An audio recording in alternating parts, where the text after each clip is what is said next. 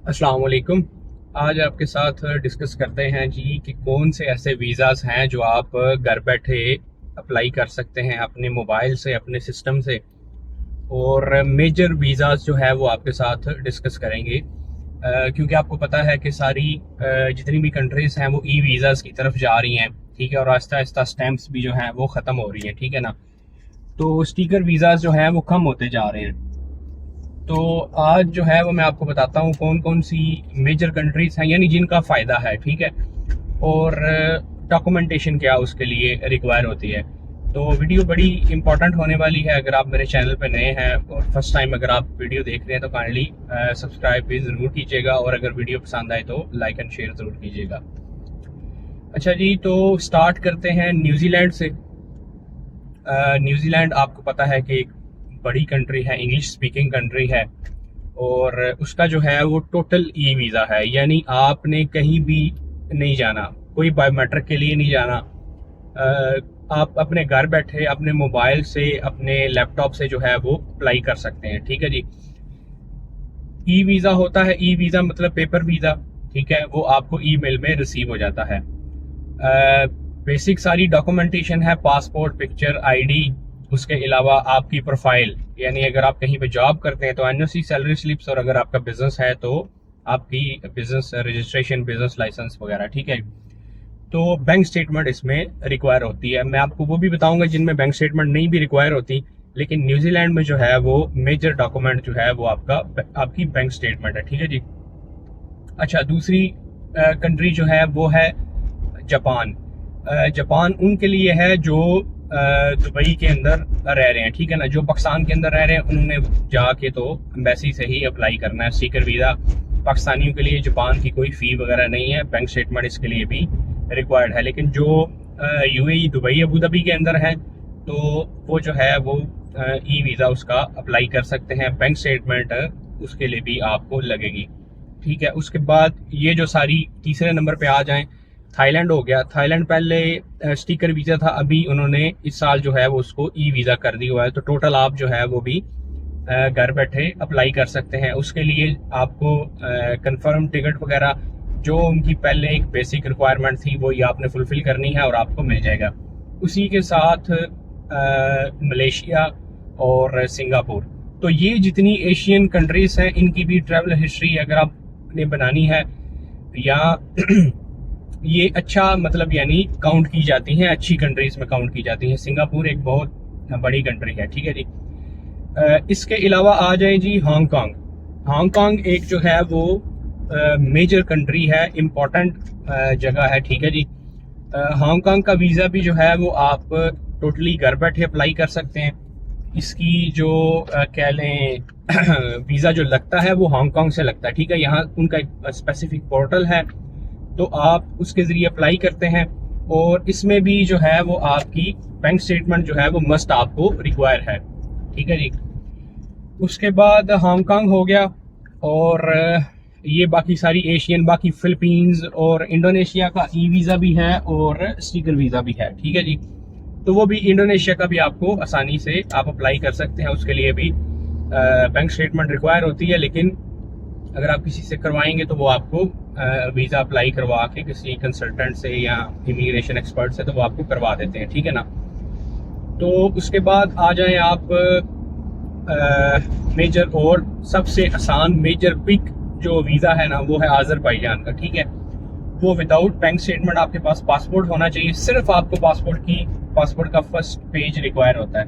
3 दिन के अंदर वो आपको वीज़ा मिल जाता है। और अगर आपको फुल यानी क्विक भी चाहिए तो आपको 3 घंटे के अंदर भी वीज़ा मिल जाता है। यानी अगर आप आज़रबाईजान 3, 4, 5, 6 घंटे पहले जाना भी प्लान करें तो आप जा सकते हैं, ठीक है ना। आपको सिर्फ जो है वो आपके पासपोर्ट की फ्रंट कॉपी चाहिए। और जो 3 डेज वाला है उसके ऑलमोस्ट $30 जो है वो आपकी, सॉरी $30 क्या गया, 30 ही है। तो वो आप अप्लाई करते हैं, ऑलमोस्ट 100 दिरहम्स के अराउंड जो है वो आपका आज़रबाईजान वाला वीज़ा लग जाता है, ठीक है जी।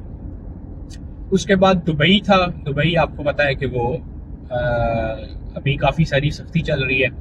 उसके अलावा सऊदीया है, ओमान है, बहरीन है, कतर जो है वो पाकिस्तान के लिए वीज़ा फ्री है, यानी आप विदाउट वीज़ा जो है वहाँ पे ट्रैवल कर सकते हैं। ठीक है जी।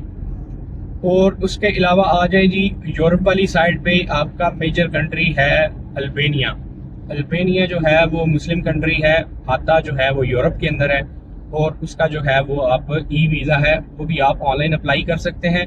उसके लिए आपको बैंक स्टेटमेंट मस्ट चाहिए, ठीक है ना। बैंक स्टेटमेंट के बगैर जो है वो आपको वो वीज़ा नहीं मिलेगा, और वो भी टोटली ऑनलाइन अप्लाई होता है, आपको कहीं भी जाने की ज़रूरत नहीं पड़ती। उसके अलावा जो है वो सर्बिया ने अभी इस पे सर्बिया पे मैंने रीसेंट वीडियो जो है वो बनाई हुई है। सर्बिया का भी आप घर बैठे प्रोसेस ऑनलाइन कर सकते हैं, लेकिन जब आपको अप्रूवल आती है तो फिर आपको एम्बेसी जाना पड़ता है, ठीक है। उसके अलावा मोल्डोवा है। मोल्डोवा जो है वो यूक्रेन की एक नेबरिंग छोटी यूरोपियन कंट्री है, उसका भी ई वीज़ा है। अगर आपके पास यूरोप शेंजन का वीज़ा हो तो आप वैसे ही जा सकते हैं, ठीक है जी। और उसके अलावा जो है यूरोप में मेरा हाल है, बाकी यूक्रेन तो वैसे ही जंग लगी हुई है। बेलारूस के रिलेटेड भी मैंने एक वीडियो बना दी है वर्क परमिट के रिलेटेड, उसके लिए भी आपको वहाँ से इनविटेशन चाहिए होता है, ठीक है।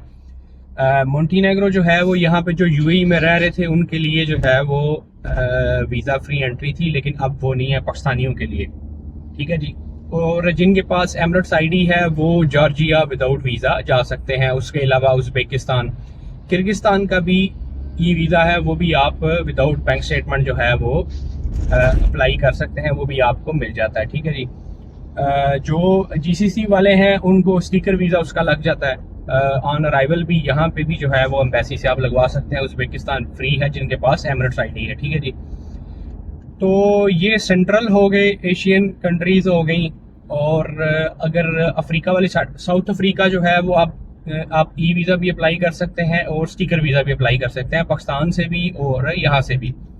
तो उसके लिए भी आपको बैंक स्टेटमेंट जो है वो आपकी मस्ट रिक्वायर होती है। उसके अलावा जो है वो बाकी ये जो सेशल्स वगैरह हैं ये तो वैसे ही टूरिस्ट डेस्टिनेशंस हैं और ये वीज़ा फ्री हैं। तो अफ्रीका में मोरक्को मेन इम्पॉर्टेंट कंट्री है जिसका ई वीज़ा है, ठीक है जी। जो जीसीसी वाले हैं, ये सॉरी यूएई वाले हैं जिनके पास एमिरेट्स आईडी है, वो तो पूरा साल ले सकते हैं, ठीक है ना। उनका तो मुकम्मल ई वीज़ा है, कोई आपको बैंक स्टेटमेंट नहीं चाहिए होती, आपका पासपोर्ट, आपकी valid Emirates ID, white background picture चाहिए होती है, तो आप जो है वो मोरक्को का ई वीज़ा आपको मिल जाता है। लेकिन जो पाकिस्तान में बैठे हुए हैं उनका साल में 2-3 महीने ऐसे आते हैं हर साल, जो उनको जो है वो ई वीज़ा मिल जाता है उन्हीं डेज के अंदर। उसके अलावा आपको स्टिकर वीज़ा अप्लाई करना पड़ता है, डिप्लोमेटिक इनक्लेव में मोरक्को की एम्बेसी है, वहाँ आपको जाना पड़ता है। मोरक्को के रिलेटेड भी मैंने एक वीडियो बनाई थी डिटेल में, वो आप मेरे चैनल पे देख सकते हैं।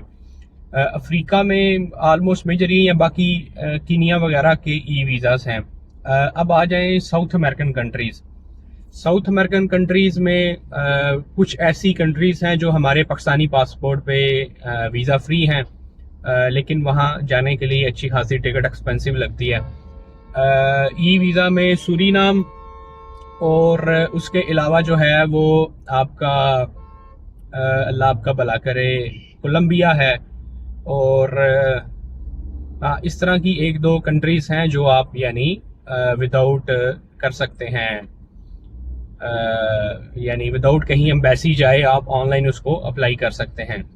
तो मेरा ख्याल है यही मेन मेजर इम्पॉर्टेंट कंट्रीज़ हैं जो मैंने आपको बताई हैं। ऑस्ट्रेलिया का भी है, लेकिन प्रोसेस आपने घर पे करना है, लेकिन बायोमेट्रिक के लिए आपको जाना पड़ता है, लेकिन वीज़ा उनका भी ई वीज़ा है। जिस तरह आप कनाडा का सारा प्रोसेस करते हैं, तो आप जो है वो बाद में जब आप बायोमेट्रिक के लिए जाते हैं तो उसके बाद जो है वो आपकी वो बायोमेट्रिक होते हैं। बाद में जब अप्रूवल होती है तो वो आपको बुलाते हैं और फिर वो जो है आपको स्टिकर पेस्ट करके देते हैं कनाडा वाले।